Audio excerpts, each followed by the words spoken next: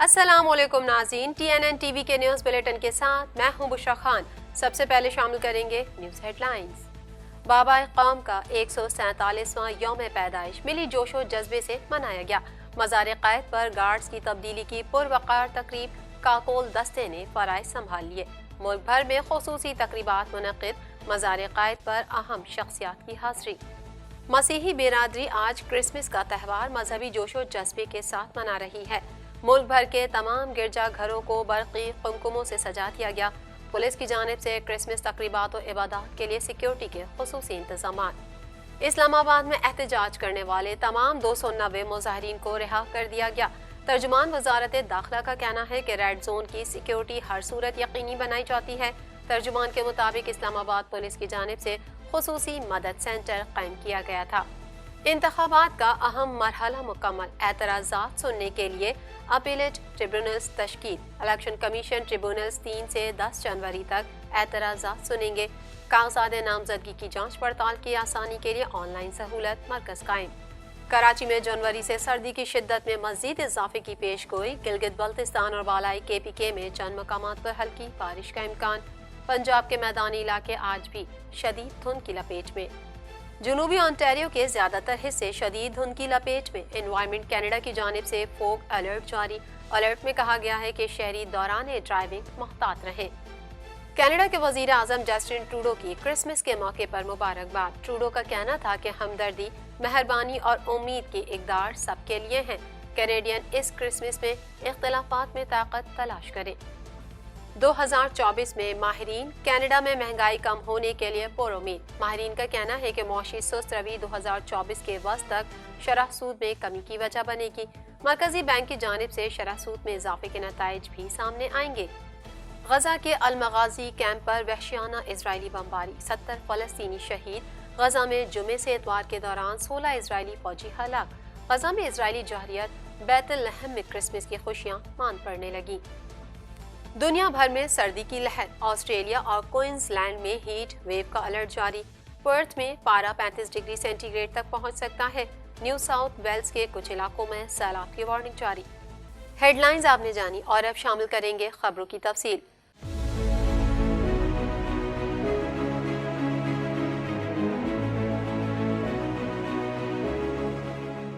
2.25 کروڑ کی آبادی پر مشتمل کراچی میٹروپولیٹن سٹی میں صحت کے حوالے سے ہسپتال تو بہت، لیکن فزیو تھراپی سینٹر نایاب ہیں۔ الحمدللہ ہم نے اس کمی کو پورا کرتے ہوئے گلستان جوہر میں زبیداس فزیو تھراپی سینٹر کا آغاز کر دیا ہے۔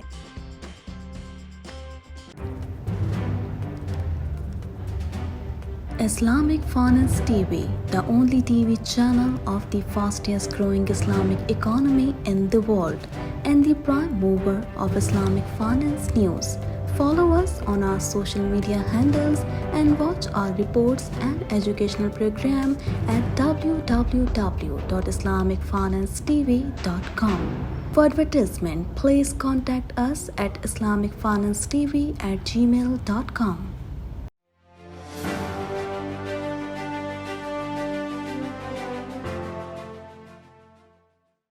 بانی پاکستان قائد اعظم محمد علی جناح کا 147واں یوم پیدائش آج بھرپور ملی جوش و جذبے اور عقیدت و احترام کے ساتھ منایا گیا۔ مزید جانیں گے اس رپورٹ میں۔ بانی پاکستان قائد اعظم محمد علی جناح کا 147واں یوم پیدائش آج بھرپور ملی جوش و جذبے اور عقیدت و احترام کے ساتھ منایا جا رہا ہے۔ کراچی میں مزار قائد پر گارڈز کی تبدیلی کی پروقار تقریب منعقد ہوئی۔ صدر مملکت ڈاکٹر عارف علوی نے بھی مزار قائد پر حاضری دی، پھولوں کی چادر چڑھائی اور فاتحہ خوانی کی۔ ان کے ہمراہ نگراں وزیر اعلیٰ جسٹس ریٹائرڈ مقبول باقر، گورنر سندھ کامران ٹیسوری اور نگراں صوبائی کابینہ کے اراکین بھی موجود تھے۔ پاکستان ملٹری اکیڈمی کاکول کے چاق و چوبند دستے نے گارڈز کے فرائض سنبھالے۔ تقریب کے مہمان خصوصی میجر جنرل افتخار حسن چودھری تھے، جنہوں نے گارڈز کا معائنہ کیا۔ اس موقع پر قومی ترانہ بجا کر قائد اعظم کو قوم کی جانب سے سلام پیش کیا گیا۔ میجر جنرل افتخار حسن چودھری نے مزار قائد پر پھول رکھے اور فاتحہ خوانی کی۔ اس موقع پر ملکی سلامتی کے لیے دعائیں کی گئیں اور بانی پاکستان کو اعزازی سلام پیش کیا گیا۔ مزار قائد پر ہونے والی اس تقریب میں اعلیٰ فوجی اور سول حکام کے ساتھ لوگوں کی بڑی تعداد نے شرکت کی۔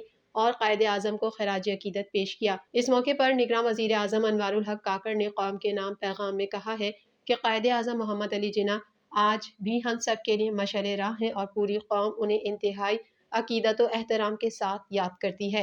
قائد کے طے کردہ اصول اتحاد، ایمان اور نظم و ضبط بحیثیت قوم ہم سب کے لیے بھی رہنما اصول بننے چاہیے۔ نگراں وزیر اعظم نے کہا کہ اپنے عظیم قائد کو خراج عقیدت پیش کرنے کا بہترین طریقہ یہ ہے کہ ہم بحیثیت قوم ان کے اصولوں پر عمل کریں۔ انتہا پسندی کی قوتوں کو شکست دینے، جمہوریت، پرامن بقائے باہمی اور قانون کی حکمرانی کے لیے اپنی صفوں میں اتحاد کی ضرورت ہے۔ آئیے قومی اتحاد کے ساتھ ایک خوشحال اور ترقی یافتہ پاکستان کا عہد کریں۔ پاکستان سمیت دنیا بھر میں مسیحی برادری آج کرسمس کا تہوار مذہبی جوش و جذبے کے ساتھ منا رہی ہے۔ مزید احوال اس رپورٹ میں۔ پاکستان سمیت دنیا بھر میں مسیحی برادری آج کرسمس کا تہوار مذہبی جوش و جذبے کے ساتھ منا رہی ہے۔ کرسمس کے موقع پر مسیحی برادری نے ملک بھر کے تمام گرجا گھروں کو برقی قمقموں سے سجا دیا ہے۔ کرسمس پر ملک کے چھوٹے بڑے شہروں میں مسیحی برادری نے گلی کوچوں کو سجانے کے ساتھ گھروں میں کرسمس ٹری بھی سجائے ہیں۔ دن کے آغاز پر گرجا گھروں میں دعائیا تقریبات منعقد کی گئیں، جس میں پاکستان کی ترقی و خوشحالی کے لیے خصوصی دعائیں مانگی گئیں۔ مسیحی برادری کا کرسمس کے خاص موقع پر کہنا ہے کہ حضرت عیسیٰ علیہ السلام نے محبت اور بھائی چارے کا جو درس دیا ہے اسے ہر سو پھیلایا جائے گا۔ کرسمس کا تہوار اپنے ساتھ خوشی، روشنی اور امن کا پیغام سمیٹ کر لاتا ہے۔ سال بھر اس تہوار کا انتظار کرتے ہیں۔ وفاقی دارالحکومت اسلام آباد میں بھی مسیحی برادری نے خوب تیاری کر رکھی ہے۔ سیکٹر F7 میں مسیحی برادری نے کرسمس کو خوش آمدید کہنے کے لیے سجاوٹ کا بھرپور انتظام کیا۔ برقی قمقموں، رنگ برنگی بیل سے مسیحی برادری کی خوشی جھلک رہی ہے۔ پولیس کی جانب سے کرسمس تقریبات و عبادات کے لیے سیکیورٹی کے خصوصی انتظامات کیے گئے ہیں۔ پولیس کے ہزاروں افسران و جوان دن بھر کی تقریبات اور چرچز کی سیکیورٹی کے لیے تعینات کیے گئے ہیں۔ رینجرز اہلکار بھی چرچز کی سیکیورٹی پر معمور کیے گئے ہیں۔ وفاقی دارالحکومت میں احتجاج کرنے والے تمام 290 مظاہرین کو رہا کر دیا گیا۔ مزید تفصیلات اس رپورٹ میں۔ وفاقی دارالحکومت میں احتجاج کرنے والے تمام 290 مظاہرین کو رہا کر دیا گیا۔ ترجمان وزارت داخلہ کے مطابق پولیس تحویل اور جیل سے مجموعی طور پر 290 مظاہرین کو رہا کیا گیا ہے۔ ترجمان نے کہا پرامن احتجاج ہر کسی کا حق ہے، لیکن کسی کو قانون ہاتھ میں لینے کی اجازت نہیں۔ میڈیا رپورٹ کے مطابق ترجمان وزارت داخلہ نے کہا ہے کہ کمیٹی کے مذاکرات اور عدالت کے فیصلے کی روشنی میں احتجاج کرنے والے تمام افراد کو رہا کر دیا گیا ہے۔ ترجمان نے کہا ریڈ زون میں آئینی ادارے اور ڈپلومیٹک انکلیو موجود ہے، اس لیے ریڈ زون کی سیکیورٹی ہر صورت یقینی بنائی جاتی ہے۔ ترجمان کے مطابق اسلام آباد پولیس کی جانب سے خصوصی مدد سینٹر قائم کیا گیا تھا، جس نے رہائی کے سلسلے میں کام مکمل کیا۔ عام انتخابات کا اہم مرحلہ مکمل ہو گیا۔ الیکشن کمیشن نے کاغذات نامزدگی پر اعتراضات سننے الیکشن اپیلیٹ ٹریبیونلز تشکیل دے دیے۔ مزید جانیں گے اس رپورٹ میں۔ عام انتخابات کا اہم مرحلہ مکمل ہو گیا۔ الیکشن کمیشن نے کاغذات نامزدگی پر اعتراضات سننے الیکشن اپیلیٹ ٹریبیونلز تشکیل دے دیے۔ 5ویں ہائی کورٹس کے ججز پر مشتمل الیکشن کمیشن ٹریبیونلز 3 سے 10 جنوری تک اعتراضات سنیں گے۔ پشاور ہائی کورٹ کے 5 جج، لاہور ہائی کورٹ کے 9، اسلام آباد اور بلوچستان ہائی کورٹ کے 2 ججز بطور ٹریبیونل جج اعتراضات سنیں گے۔ ملک بھر میں آئندہ عام انتخابات کا دوسرا مرحلہ شروع ہو گیا۔ ریٹرننگ افسران کے دفاتر کی سخت ترین سیکیورٹی کر دی گئی۔ ریٹرننگ افسران نے دفاتر میں جتھوں کی صورت میں آنے پر پابندی عائد کرتے ہوئے نعرہ بازی بھی ممنوع قرار دے دی۔ ریٹرننگ افسران نے ہدایت کی ہے کہ امیدوار صرف تجویز تائید کنندگان کو ہمراہ لائیں۔ جمع شدہ تمام کاغذات نامزدگی کی اسکروٹنی کے عمل کا آغاز ہو گیا، جو 31 دسمبر تک جاری رہے گا۔ اسکروٹنی میں کاغذات مسترد یا منظور ہونے کے خلاف الیکشن ٹریبیونلز میں اپیل ہو سکے گی۔ ریٹرننگ افسران کے فیصلوں کے خلاف کل منگل 26 دسمبر سے اپیلیں دائر کی جا سکیں گی۔ ترجمان الیکشن کمیشن نے کہا ہے کہ ریٹرننگ افسران کے لیے کاغذات نامزدگی کی جانچ پڑتال کی آسانی کے لیے آن لائن سہولت مرکز الیکشن کمیشن سیکریٹریٹ میں قائم کیا گیا ہے، جو ہفتے میں 7 دن 24 گھنٹے کام کر رہا ہے۔